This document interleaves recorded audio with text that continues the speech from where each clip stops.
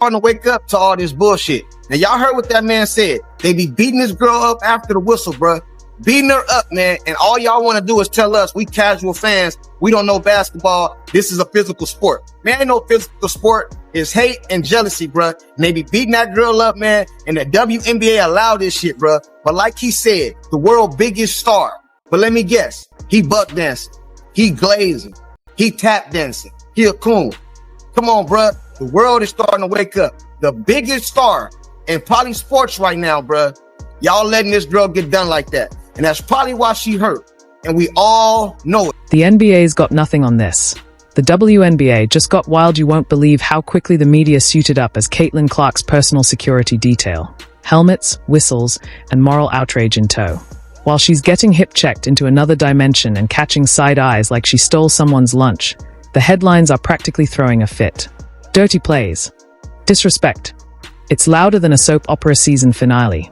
But this isn't just drama. It's a full-blown spectacle. Popcorn flying, elbows swinging, and reputations on the line. Stick around, because whatever's happening in the WNBA right now is blurring the line between professional sports and straight-up reality TV. Somebody got to do something, right? But let's head on over to X right now. Pull up this footage, man. Shout out to the homeboy, Mike. Fouled. Right in the first quarter, Caitlin Clark obviously being fouled. The refs don't call it. And it's crazy because let me go back there. Because the referee's literally right there. Like, bro, you're right there. Somewhere along the line, folks confused physicality with WWE theatrics. It's like someone tore the definition out of a basketball manual and swapped it for a pro wrestling script. Now, shoulder checks feel like drive-bys, and hard screens look more like misdemeanors than defensive plays. There's a canyon-wide gap between tough basketball and straight-up goonery. And somehow, that memo went missing. Especially when Caitlin Clark's the one catching every rogue elbow like it's part of her rookie initiation. Is this happening? And I went back and I was thinking, the Caitlin Clark phenomenon is one that I got wrong. I never really thought that Caitlin Clark would make the difference that she has in college basketball or in the WNBA. There are, the WNBA opening game for Caitlin Clark set all-time records. There are millions of people that never cared about the WNBA at all that now care because Caitlin Clark is in the WNBA. Let's rewind for a second. Physicality? Absolutely. That's part of the game. It's what separates casual hoopers from real competitors. You're supposed to feel it in your bones, elbows flying in the paint, bodies crashing under the rim. This is basketball, not ballet. No one's asking the league to turn into a spa day with scented towels and zero contact. The problem isn't physicality.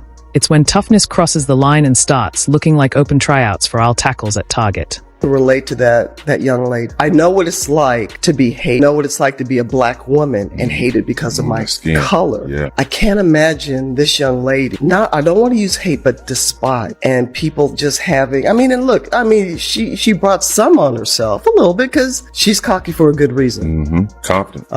And I love that about her. But to watch the dynamics and the media, they had their narrative. And I was pleased and proud to see the narrative wasn't true. Right. And the media's playing dumb like it's a new sport.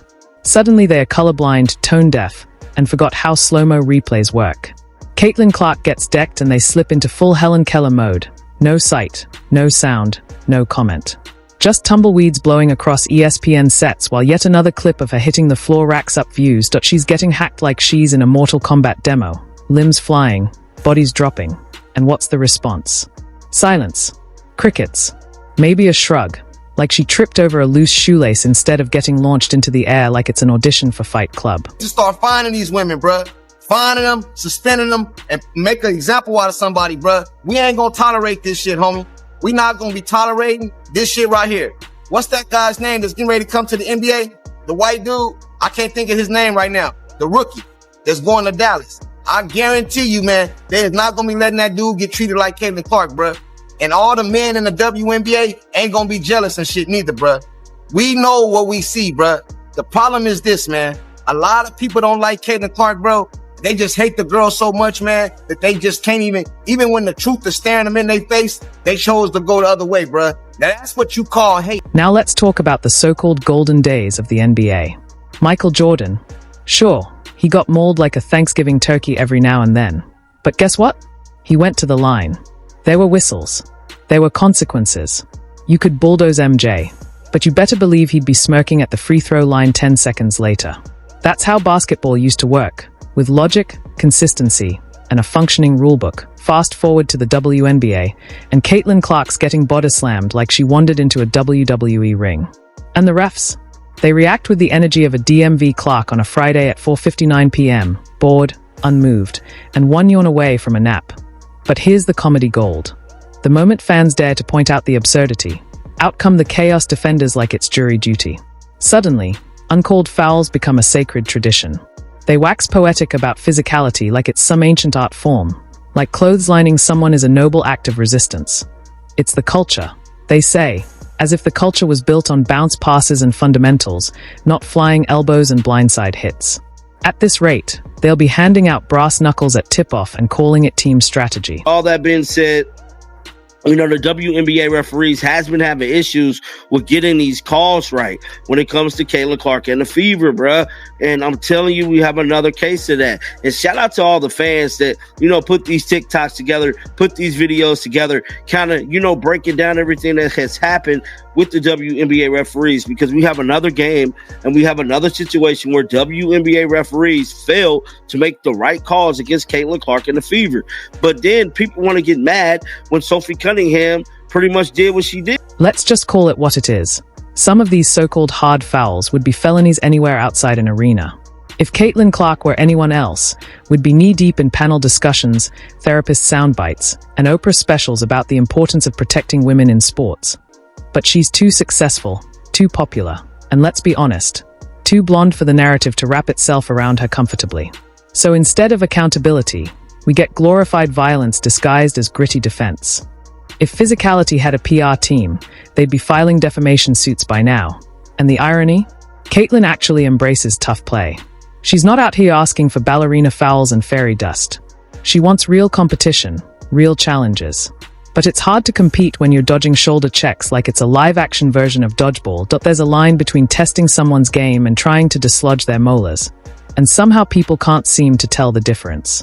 It's like they skipped every basketball fundamentals class and majored in how to be petty 101. And the real kicker, if your sense of humor runs on pure chaos, is that the league profits from her pain. Every shove, every trip, every blindside hit becomes content.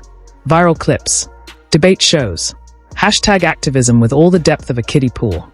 They cash in on her bruises and tell her to walk it off. The videos that everyone on social media has me watching, a lot of clips from the WNBA right now too.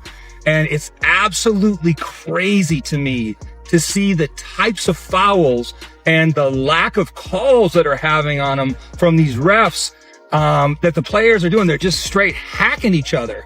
And we wouldn't even allow that at our kids' games that we go to watch, let alone in the NBA. And it's just wild to me that you have somebody that took stadiums which only had 7,000 people in them to attend live games to completely packed and tripling the ticket price. Meanwhile, the same media outlets that once called her overhyped are now quietly uploading photos of Caitlin Clark's black eye for clicks. A modern sports love story. Hurt her, then profit from the recovery arc, and let's talk about the refs. You'd think with cameras covering every inch of the court, the officiating would be tighter than a conspiracy theorist's corkboard. But nope, Caitlin gets launched across the baseline like she's been shot from a cannon. And what do we get? Silence. No whistle. No tech. Just a casual jog back on defense while she peels herself off the hardwood like a cartoon character steamrolled by a train. And if she dares to look confused or, God forbid, frustrated, cue the hot takes. She needs to calm down. She's not used to the league. She should adjust.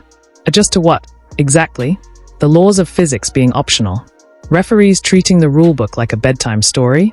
Or being the only player in the league expected to survive gladiator-level contact during what's marketed as family-friendly basketball? Let's also talk about the elephant in the locker room, the jealousy. It's thicker than protein powder in a blender. Some players don't see an elite competitor when they look at Caitlin. They see a walking billboard for everything they feel ignored for. So instead of leveling up their game, they turn her into a punching bag, both physically and metaphorically. That's not tough defense. That's performative bitterness with knee pads on. And yet, through it all, she keeps showing up, keeps scoring, keeps drawing crowds bigger than most hometown parades. Caitlyn doesn't just bring talent, she brings receipts. Every elbow she takes becomes a Sports Center highlight. Every missed call turns into another sold-out arena. And every cheap shot meant to humble her only adds to her myth. Because here's the secret sauce no one wants to admit. The more they try to break her, the bigger she becomes. The WNBA wanted attention. Well, they got it. But now they are stuck in a paradox of their own making. Caitlin Clark is the golden goose, and they keep poking it with a stick hoping it lays more eggs, while pretending they are not the ones chasing it around the barn. So sure, let's keep pretending this is all about physicality. Let's keep watching bodies fly, fouls vanish, and media narratives twist themselves into Olympic-level gymnastics. Just don't act surprised when fans start wondering whether this is basketball or a reboot of American Gladiators. And the next time Caitlyn goes viral from yet another tough play, maybe, just maybe, the conversation will finally shift from she needs to be stronger to why are we letting this happen in the first place.